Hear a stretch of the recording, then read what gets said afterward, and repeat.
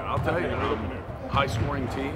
What kind of game you looking for out of them? Can you slow them down? They're going to be tough. Houston's. They remind me a lot of Butler. They step out their big guys, shoot it at 5 positions. Very tough team to stop. And for us, it's a tough matchup because we're big on the front line. Their big guys are more face-up guys that can shoot it. They really don't have a low post game.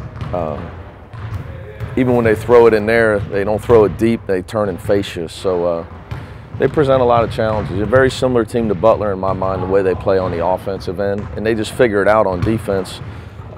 They change man and zone. They double the low post to try to make up for their lack of bulk. They have some guys with some size, height-wise, but they don't really play anybody, I would say, over 220. But they get the job done. I mean, they got a lot of veterans. They have 6 new guys, 1 great freshman, and 5 transfers. So Kelvin Sampson was able to go out and get some guys and turn it around quick. They're for real. They're not a flash in the pan. They got a very good basketball team. They're going to win a lot of games in our conference. Obviously, they already have their 13-2. On the flip side, do you try to use that, your size as an advantage, and make them play your game then? Well, we're going to have to. You know, they struggle on the backboard at times. At South Florida, that kept South Florida in the game. So that's what happens in all these games. It's just, you know, you got to accentuate your advantages in the game, and you know, hopefully for us, our front line can be a factor. But I'm very concerned with how we're going to stop them defensively. They got multiple guys that can score. And they bring a guy off the bench, Ronnie Johnson, that was Purdue's leading scorer before he transferred. Damian Dotson, we played against in Oregon 4 years ago. For Oregon in Vegas, was one of the best freshmen in the Pac-12 conference. Both those guys transfer. So they're just a very good basketball team. They got very, very good players. Like I said, it's going to be a challenge to stop them.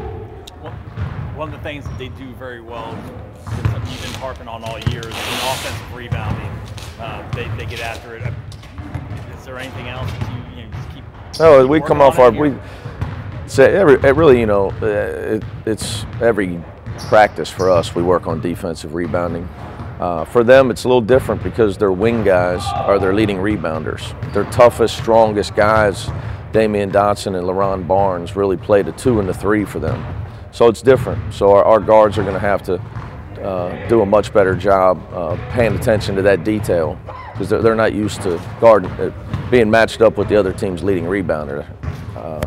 It's not something you see every day. Did they surprise you? They weren't very highly regarded going into the season, or did you know what kind of talent they had? Not surprised me at all. If you go all the way back to media day, I told everybody what was going to happen. You know, I knew when they got Ronnie Johnson and Damian Dotson to transfer in there, the minute Kelvin Sampson got enough talent, he's going to win. He's won everywhere he's been. He's been coach of the year in the Big Ten. He's been coach of the year in the Big 12. Since he left the Big 12, nobody can win it but Kansas. Guy's a great basketball coach. He's X's and O wise, motivation wise. You know, he gets kids to play winning basketball. He just had to get him some players.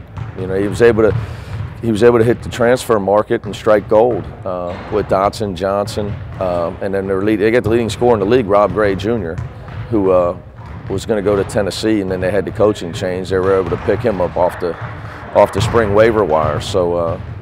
You know, sometimes it's advantageous to have open scholarships because this day and age, kids want to be able to play right away.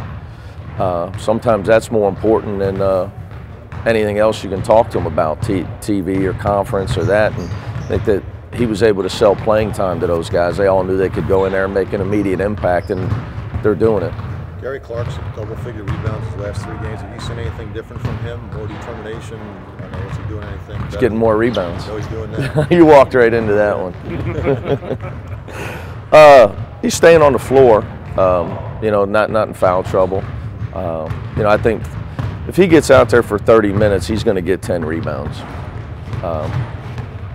That's probably the biggest key for him. Is just if he can stay out of foul trouble, stay out there. I think you're going to see that from him, and he's starting to develop his consistency with it.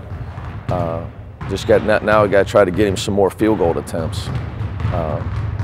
points. Is we get him at double-figure points. That's what I'd like to see.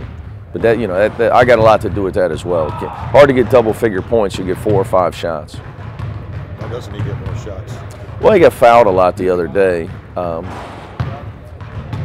Gary's got to be able to create his own shot off the dribble, and something he's continued to work with. He's a low post guy, and most of his shots come off the rebound or the low post. He's got to be able to create his own shot at 15 feet and drive into the basket.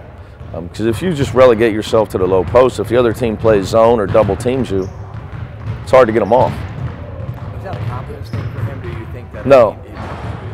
Skill. Skill. Coach, are you? Confidence stuff's for the media. Somebody started that stuff in the media a long time ago. Trust me, guys do what they can do on the floor. Very few kids in college basketball lack confidence. I can tell you from experience. Most guys think if it wasn't for the guy coaching that they'd all average 20 a game. Coach, what you're saying about including some reporters in the circle. What you're saying about Gary, does that mean you're trying to approach a 4-out, one-in approach? No, he's got to develop his skill level, his ability to make a shot on the perimeter, and his ability to create a shot off the dribble. Can you speak about the challenge it might be for you as a coach? There's so many programs now who are playing the 4-out, one-in, whereas you guys are staying physical with the traditional 4. Can you just talk about the... Well, we try to continue to develop Gary, and what happens is when you have a bigger team and you play a spread team, which is, you know, I use football terms, teams that runs a spread offense, it's a challenge for you defensively. And then you go on the other end, though, you got to be able to pound those teams on the glass and inside. It just kind of comes down to how the recruiting shakes out for you. And, you know, we were a spread team a few years ago when we had Titus and Justin, and before that, Jaquan Parker playing in a 4-guard offense. So I think everybody just kind of gets their best guys out there.